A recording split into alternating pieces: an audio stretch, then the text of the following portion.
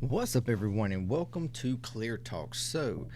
In this video, stay still. I'm talking to my mic. Um, First video with the new mic. How about that? Well, first outside of introducing it. Anyways, in this video, we are going to be talking about the just total cluster that this whole election process, year, and everything has been. Like, I'm just going to give this. We're going to talk about all these different things, from polling to the voter registration stuff, to the different candidates, the ins and outs, and all that kind of like, and how I feel like everything that this previously been considered or thought of as far as like how things go into an election, or like as far as uh, projecting and stuff like that, I feel like is wrong. I just feel like this all wrong in this, or at least to some degree wrong, or potentially could be wrong. Anyways, thank you for joining me in this channel. I love every one of y'all. I think it's great. If you would consider subscribing, please do. It's free to you. You can, it doesn't cost you anything or anything like that. Consider to like, share, comment, all that good stuff. My mind is everywhere. I'm sorry. So yeah, let's go. So when you think about a typical election year, or we think about, you know, from polling and everything else, everybody tends to go off of like past history stuff. They polls oftentimes when they do it, they take the polling and everything, but then they turn around and like, uh, it's sort of tweaked, or in some cases or something like that, based on previous polls, or based on trends and stuff that have happened in previous polls over years and years, and elections after elections, and you know so that they can kind of predict, um, or and then people take that and they use all that, the different poll stuff, and then predict what's going to possibly happen, or how the polling is going to go, or the potential for it, or whatever the case. And they go, looking back at all these different scenarios, over the different elections and whatnot. And I feel like this particular year, a matter of fact, I think it has gotten more dynamic, particularly over the past 10 years. But this year specifically, because of the situation that we have found ourselves in, I feel like it is so abstract that the I feel like it's so abstract that there's the normal data points and everything that are used to determine how things are going to go, or what's suspected, to go, is just maybe not completely accurate. Uh, because whenever you look back, and this comes with all these different even commenters, commentators, and channels that I typically, like, I frequent all the time. It's like they're constantly, referring back to, well, when, in this election, or this process, or whatever, we were, what happened here, what happened there, especially when they're talking about Trump. It's like, we see. We remember, if we remember what happened in 2016, and blah blah blah blah, and what happened in 2020, and blah blah blah blah blah, and it's like, but Trump in himself is so dynamic that, I feel that him alone completely ruins data points and everything, because because you go from, in 2016, for him, yeah, everybody knows Donald Trump. Everybody knew him as far as like a media figure, TV and whatnot like that. But nobody knew him as he would like conduct himself politically when he jumped into the race. I mean, it's the reason why it threw the 2016 elections off so bad, or so, so crazy. Everybody suspected Hillary was going to blow him out of the water, and like it wasn't even a contest. But that completely, there was a complete surprise there because nobody registered how much he had connected with a certain group of people, and we had a influx uh, of voter registration and everything in the conservative, far, especially far right part of society, that got energized and motivated for this, just figure that they looked at um, as somebody successful. The image at least of success, being a millionaire, billionaire, TV show that was quite popular, and on all this good stuff, like, or all those things. I'm not saying good things, but all those things, they uh, they looked at it as something promising, somebody that's outside what they were looking at as the swamp, and he took that, that idea, and he ran with it throughout his, throughout that whole election season, and that's what caught.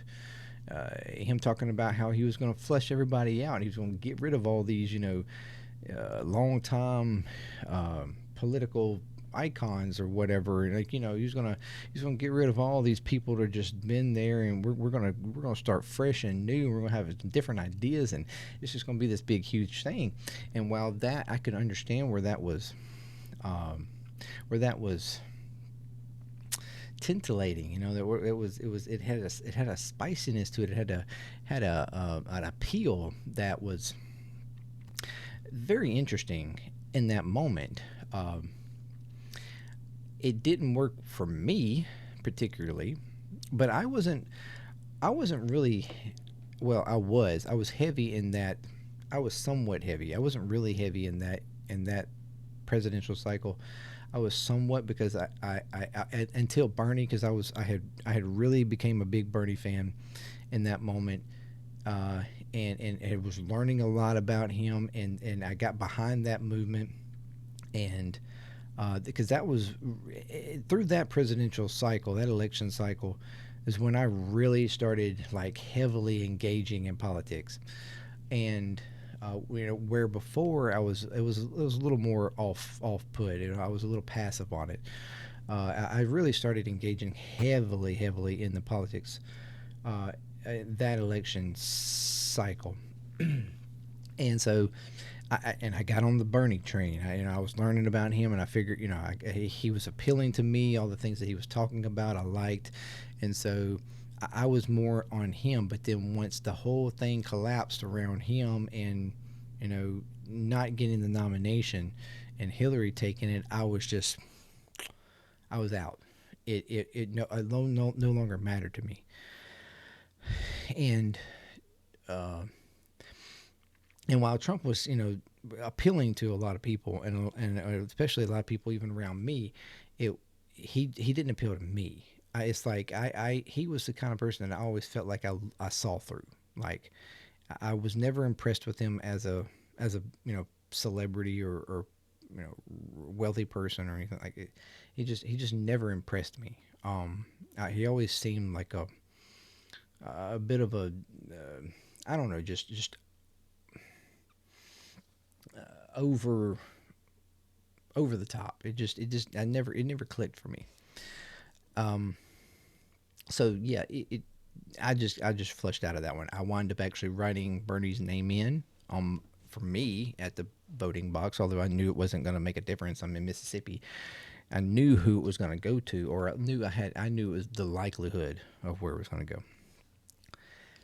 So I knew, but I just wrote him in because I was like, that was my first, like, I guess, moment to just like sort of rebel against that whole thing. Like, and I did it by writing Bernie's name in. Um, but like I said, from there, so he was an unknown, and then he gets into office, and he has his 4 years, where he had some ups and some downs, right? There was some good things that he did, a very few though, but he did a few good things. But then there was some things that I immediately felt was just completely tragic, and shouldn't have happened, and it started to collapse. And then of course COVID happened, and everything went downhill from there. It was just total chaos, and I didn't like the way he was handling it. I didn't like any of the rhetoric he was giving. I didn't, it was there were so many things that I felt like he was ruining the image of, and even well, this is before COVID, like with the way he did, he worked with foreign relations and everything. It just felt so out of touch. It felt childish. It felt like almost to some degree embarrassment. While he now talks about how the United States is embarrassed on the international stage, actually that was while he was president. We're not, the only embarrassment we are right now is when it comes to the military issues in the world right now, and where what side we're or how we're handling what side we're on. So that's the only thing that I can say that we have a downfall right now in. But when he was president, it was a completely different thing. I felt embarrassed. Uh, so the 2020 election was a different perspective. Like that whole process was completely different. The energy, while he still had energy in the in on his side, the energy on the other side, technically, and this is something that's only spoke about in certain bubbles, certain areas of the media, really.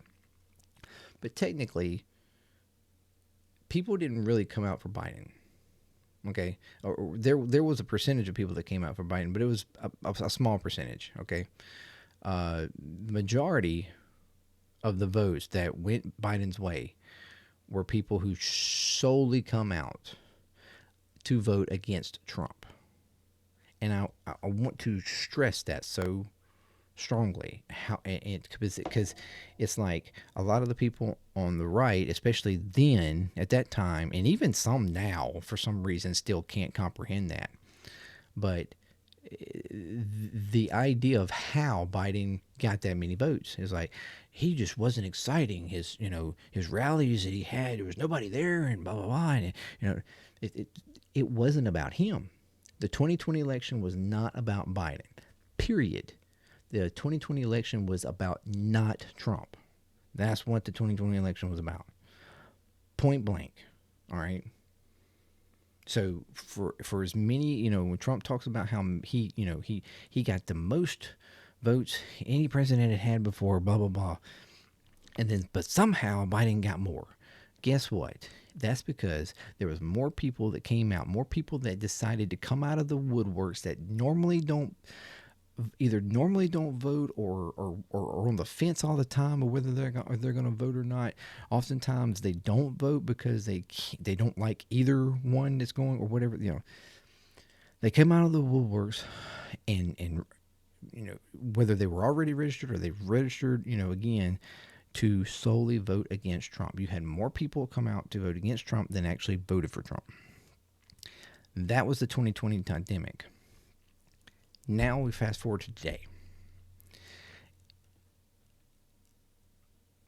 And it seems like there's still some people who just can't quite fathom the fact that they keep going back to, well, the it's like, well, in 2016, Trump said these kinds of things and he had this blah, blah, blah. And the polls, and they reflected this way. And so we're looking at it and it's kind of similar. So, we never know what's going to happen. There was a momentum behind him back then that nobody saw coming because nobody knew him. Nobody knew what he was going to do. Nobody knew, they thought they knew he was going to do certain things. But then when it comes down to it, while there is a large group of people who still are with him and still think he did amazing and still think that he's some sort of like savior for the country, there was still a good many people who voted for him who by 2020 decided that maybe they either stuck with him because they didn't like the whole Biden thing or whatever, or they, you know, or they didn't go with him. And then by now, because of the way he's continued to go on about the 2020 election and all this kind of stuff and all the rhetoric he uses, and like his whole strategy this time around has been completely different from before. Before he was, hell, you could argue in 2016 he was more policy driven than now. He doesn't drive on policy hardly at all. It's all about mood. It's all about, characteristic kind of thing. Like, just things he just wants to talk about people and attack people or whatever the case. Like, he hardly even brings up any kind of policy stuff. While there are some people that literally will argue that he's the policy guy and Harris doesn't have any policies. Like, we don't even know who she is. And it's like she quite literally put out a policy. Anyways, and Trump doesn't put out any policy. What are you talking about? It's like, it's maddening. But the dynamics are different this way. The whole dynamic has flipped in 8 years, where you had motivation on the right-hand side very strongly in 2016. Mostly because everybody hated Hillary. Everybody hated Hillary. All right? Because they knew who she was. Point blank. We knew who she was, and we knew how she was. I wouldn't have voted for, even though I have, I had switched to Democrat at that point. I wasn't going to vote for Hillary because I couldn't stand Hillary. There was no way in hell I was going to vote for Hillary. But at the same time, I actually somewhat believed that Trump had no chance. I was blind to the fact that he had actually reached people that weren't expected to be reached. So it was I was blindsided, no lie. But I thought, okay, well, whatever. I mean, we'll see what he does. I gave him a chance. I was like, we'll see what he does. I don't expect much out of him, but we'll see what he does. I was thinking he certainly can't be worse than Hillary. And while there's parts of me that still feel like he was, in some degrees, better than what Hillary would have been, there was other things that Hillary probably would have done a little bit better than him. But that's neither here nor there. We're way past that. Now the dynamic is completely reversed. Those that are with Trump are with Trump. They're not going to change. They're not going to go away. They're not going to move. All right, they've been decided and they're on it. And so what you had left before Kamala got in was you had a Democratic Party that was floundering and falling apart because because nobody really was behind Biden. We could all see through, a lot of us could see through what the conditions that he was in, and we all were skeptical of him going forward. So yes, there was the morality and everything, morale and everything of the party was at its probably one of its lowest it's been in a while. So when the idea came that he was going to actually drop out, the momentum completely changed. So now you have this huge energy and burst to the party, to the people, and everything else, very similar to what was kind of under the radar in 2016. The difference is it's not quite so under the radar now. It's pretty much out there in the open. People are excited. Her rallies are going off just wild. Registration and voting on the Democratic side is through the roof, and that's something that has not been translated yet in polls. And while right now you have polls coming out, the latest ones are showing, on average, she's about 3 points up, on average. 2 to 3 points.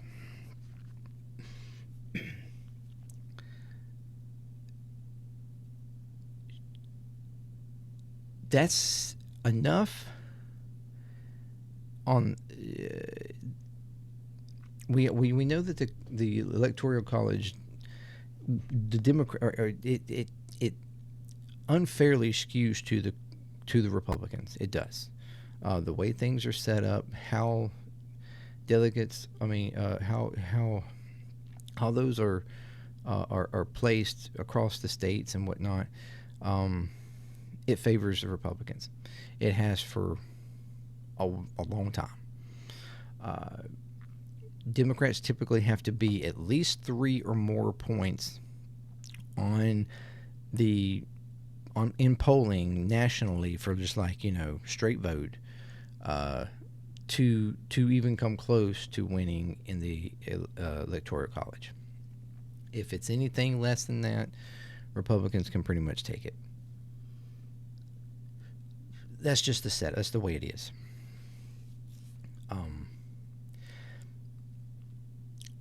But I feel right now what's not being seen is the fact that registration is so high right now. That's not being reflected in polls. Energy is so high right now. And the fact that simply the only one left in the race, in my opinion, that can make a gain is Kamala. Trump is not going to gain anymore. For starters, all he does is do rallies, and most of his interviews even are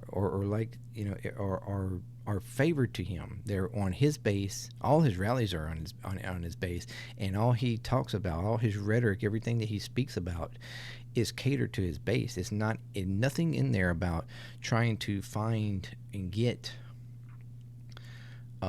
more people to his side. There's nothing ever in any of it that would appeal to being like, hey, come be with us, blah blah blah. It's always everything that's said that he knows he's gonna get, cheers and whatnot from his base. It's all catered to that. It has been for a long time. And when you're doing that, you're not going to in any way pull in new people, because people who are confused on you or question on you, they're confused and questioned on you because of that type of rhetoric. There's a reason why they don't want. They're holding back, because they want to see something different out of you. They want to see something like, okay, is he ever going to actually start talking about something else? And that's the reason why. But Trump never does. And while here very, very, very lately, like this past week, he has started trying to throw out some different things and change up a couple of things, even flip on some things that he's talked about previously. And while there's a possibility that might change or pull a couple of people in, I'm not completely sure on that. And I feel like people are going to look through that and be like, yeah, I don't know. This doesn't make sense, because it kind of completely goes against the whole plan or whatever that Republicans typically put out, or how they run. It just doesn't make sense. So I'm not too sure that that's really going to fool anybody. Now, on the flip side of that, Kamala, yeah, she has her moments where certainly she's catering to base, but she also has a message, and Tim as well, with when he does his stuff, of reaching other people and drawing in other people based on policy things and what they're speaking about. They want to change or rather improve or take the next steps on, because we know that a lot of the policy that she has is technically the current administration policy, but it's like she's taken what they've done or what they had talked about doing in the next, when Biden was trying to go for it, and she's kind of tweaked it or turned it up a little bit, like turn it up a few notches, make it a little spicier, make it sound a little better, make it appeal a little bit better. And I think that's working.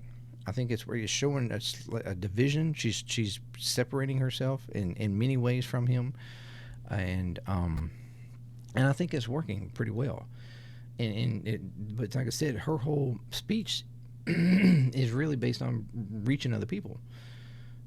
So she only has the ceiling to go to. She can only continue to grow, and the fact that this once she got in, there's such a short period of time. There's not really a whole lot of time for her to just straight up mess up, or to cause so much of a issue, or say something that's going to turn enough people away suddenly or whatever, over time.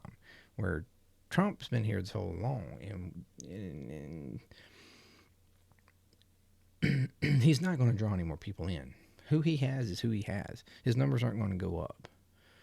So when I look at it, it doesn't look very promising at all for Trump right now. Period. And while there's a lot of people, a lot of typical people that are, do these polling and do these strategy things and predictions and whatnot, and they give their, they're like, well, right now the way it looks, and based on this and that, blah blah blah, it's 50-50, toss up. I'm not so sure about that. I'm going out on a limb and saying that if things stay at the trajectory that they are right now, and nothing crazy just sort of comes out of left field and causes some major controversy on the Harris Tim side, I predict that Harris is going to blow this away. And what I mean by that is, not only do I think she's going to beat Trump by as much as Biden did as far as electoral college in 2020, I think she's going to do. I think she's going to surpass that. If everything stays where it is. Wow, everybody's making these, well, Trump's got this chance and Trump's got that chance because of this and that, but happened in 2016 and blah blah blah. No, this is a total different dynamic.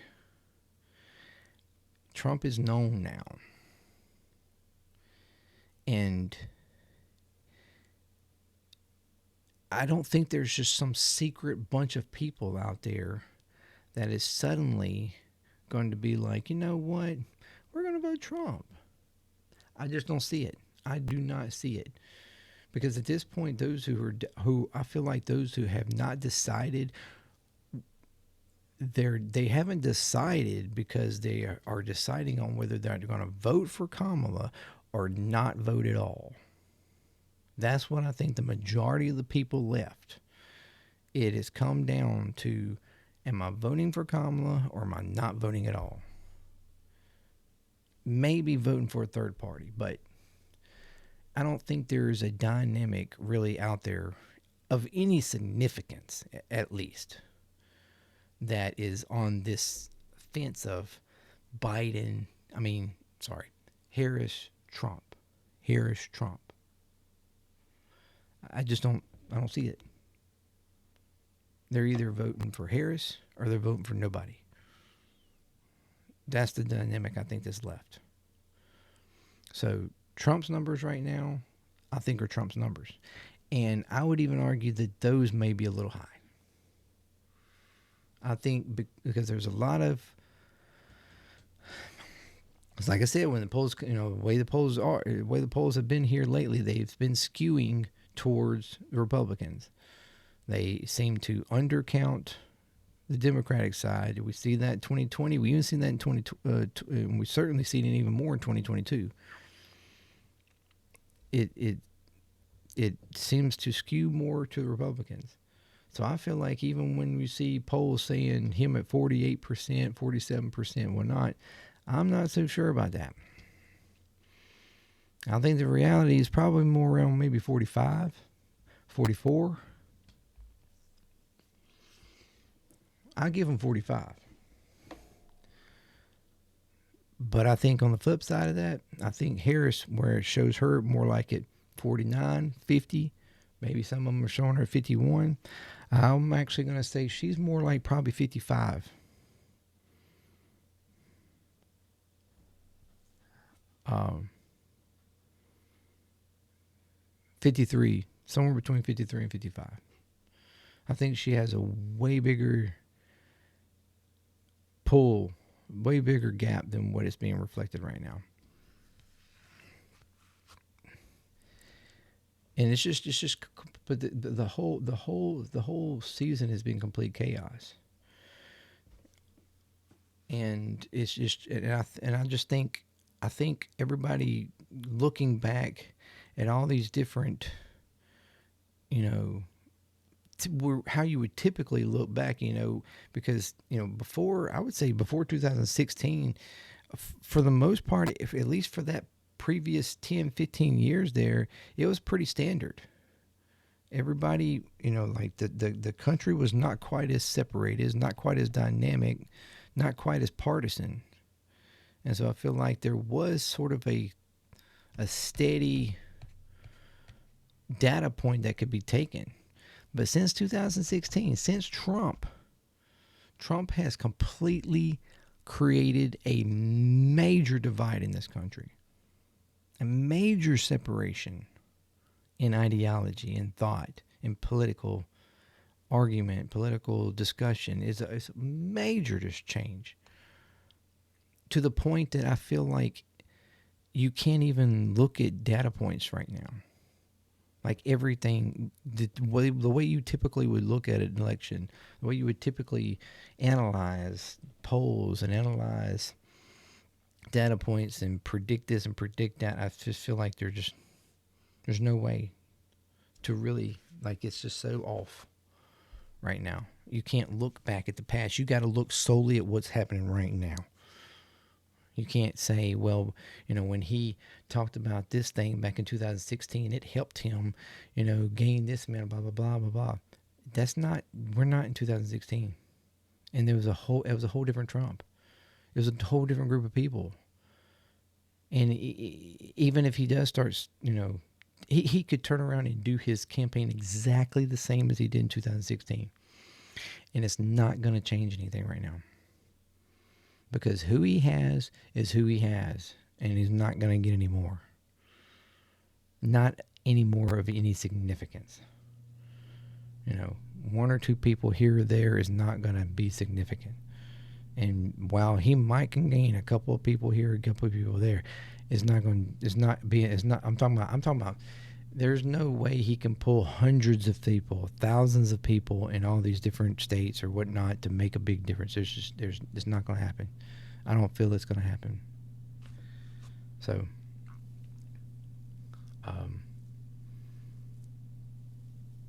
so I wish people would just stop really looking at all these past things. Even looking at 2020. It's so dynamic even from 2020 that I don't feel like anything that happened in 2020 can really be reflected right now. This is a whole different beast. We're in a whole different ball game right now. For starters, not only because of Trump, but because of Kamala. Kamala has turned this all around, has put a wrench in this that nobody expected. And it's solely because she's different. She is somebody different, and that's what's been asked. That's what's been asked in the Republican Party, for somebody different. I mean, technically, when this whole season started, nobody wanted Biden or Trump. But they were both being crammed down our throats. Trump was crammed down the Republican throats, and Biden was crammed down Democratic throats. But luckily, the Democrats were able to come together and convince Biden to step out. Something that couldn't be done with Trump. Because Trump is not stepping out. Because he's too narcissistic. He's too he likes it too much. He enjoys this too much. And while he acts like, you know, in his interviews and rallies, well, I didn't even, you know, I wouldn't have wanted to even do this. If Biden was good, but I wouldn't even have bothered. Bullshit. You wanted to do this all along. You never stopped campaigning. You've been campaigning now for freaking 6 years. You haven't stopped campaigning.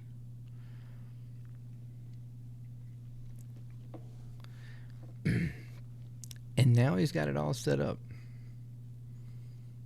They've got it all set up to, because he's got on this whole thing where everything now preemptively he is delegitimizing everything.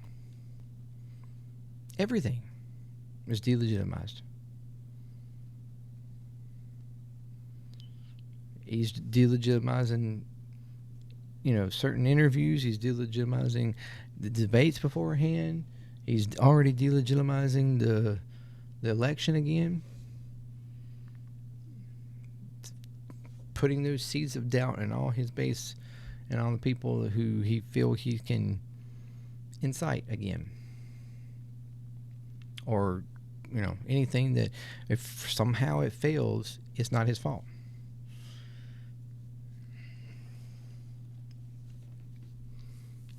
It'll be somebody else's. It'll be the Democrats, or it'll be this or that. It'll be media. It'll be whatever. It's not, none of it's his fault. He does no wrong.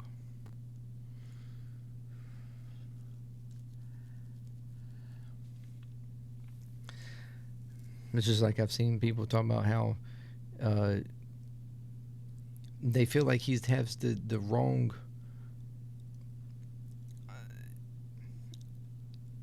on breaking points today. Sager and even Crystal Ball, they were both arguing about how Trump shouldn't be, he's doing the wrong strategy. They were both saying that he's doing the wrong strategy. That him going on like Hannity with the town hall was a big mistake, because all he's doing is catering to his base, and it's not helping him. That he's better when he goes into adversarial, places or whatever, which apparently, Vance is the one doing that. He's going to all these adversarial places and whatnot, and talking about that's the better strategy, that they need to be going into adversarial places because it helps them out. And I'm like, what? How has it helped him out? He was just on the black journalist conference thing a month ago or so, and that was a complete travesty. He got buried in that. What are you talking about? Even Vance the other day going to a union, whatever place and having a rally kind of thing, he got booed over and over again. He got trampled in that.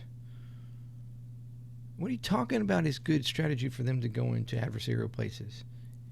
It's good strategy for me. Because we get things to talk about, or it puts them out there as the buffoonery that they are, and they produce. But for them personally, no, it's not a good strategy whatsoever. They're better just sticking with their base and pumping them up and keeping them pumped up. That's what's kept them going all along. And their base actually would probably take it personal if they didn't. I don't see where going into adversarial things at all is helping them. Not them two whatsoever. It's just silly. Anyways, that's the reason why I'm just like, yes, Trump doing adversarial things back in 2016 was promising for him. It worked for him because he was able to work it, because nobody knew what he was doing. He didn't really have a base. He was growing a base, and it worked. Now, it ain't going to work, because the adversary, it's not like he's going to pull people from there. He's not going to say something that's going to make people that, are a part of that adversarial community going to be like, oh, wait a minute. Oh, you know what? I changed my mind. I actually like this dude. No, it's not going to happen. So it's not doing him any good to go in the adversary. The main thing, it just shows his negatives. It shows, how bad he is. like I said, the commentary and remarks from, and these are people who, have been doing politics way longer than me and know more about, history of, in the political history within the, for the least past 15, 20 years. Way better than me. But I'm sitting here like thinking more normie in my head, and the way I feel like people were thinking is like, no, that's not right. I don't see that at all. Yeah, that's my thing. Trump is not, he's not gaining anything. The only one that has any gain to be had here is Harris. And she's already gained enough to bump over, to get over, to jump over by Trump in the polls so far. What's being polled right now. And I can only see that going up. The closer and closer we get. Now, there's a point where she actually might hit a ceiling, right? Probably right before the election. There's a possibility for her to actually hit a ceiling, yes. But, like I'm saying, the only one left in the race right now who has the opportunity to grow is Harris. Period. So, she could either make it or break it herself. Trump is going to get what he's going to get regardless. I don't even think he can mess up bad enough to not get it at this point. He's going to get it regardless. What he gets, he's going to get. So he's got this line. He's not going to go up. Very unlikely to go down. So she has all the rest of this over here to play with. And gain or lose. So she just needs to stay on the trail, stay doing what she's doing. Yeah, it would help her maybe to do another interview or so, but I think they feel like being on the road rallying and stuff like that works to their advantage a little bit better. And I think I agree. I think it works to their advantage a little bit better. But anyways, next week we have debate, Wednesday, the 10th. The debate has been, they did finally come down to the last thing which we were arguing about or trying to work out is whether mics are going to be on or off. Trump got his way, or the Trump team got their way. Rather, the mics are going to be off when they're not talking. So that's not really going to help Harris anyways. That'll help Trump because he won't be able to just ramble on about stuff, which is what Harrison's team wanted. They wanted him to be able to ramble, wanted him to be able to look like the true self he is. But Trump's team knew that was not working for him. That's what actually helped him in the Biden debate, outside of the fact that the Biden was just, Biden. But anyways, so yeah, bikes are off.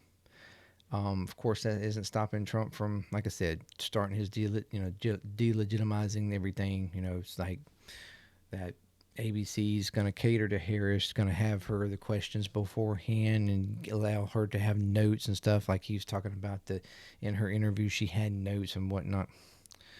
Whatever. Whatever. He's already seeding that doubt, we're gonna see what it's gonna be, and hopefully I will be able to stream it. Hopefully. So, anyways, thank you for joining me. This video was longer than I planned on it, but it's just so much craziness going on, and the way people are commenting about it and going back and forth about all these data points and stuff, and I'm like, it's BS. This is right now is just way too dynamic for that. You might as well throw all that shit to the wind because This is not that. Anyways, thank you very much. If you like what the content we're doing here, again, consider subscribing. Like, share, give me feedback. Let me know what you think. Let me know what you think. Is things going exactly how it always goes? Or do you think this election is very much more dynamic and polarized than 2020, 2016, or anything before that? Let me know. Thank you very much, and until next time, Clear Talk. Peace. I'm out.